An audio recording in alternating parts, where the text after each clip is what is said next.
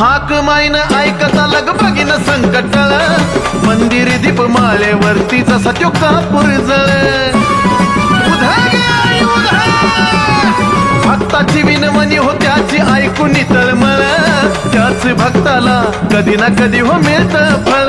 डोंगरावरती येत मिळे सुखाचा हो झोला मिळे सुखाचा हो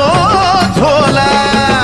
मग आई राजा राजा बुध बोला आई राजा राजा बुध बोला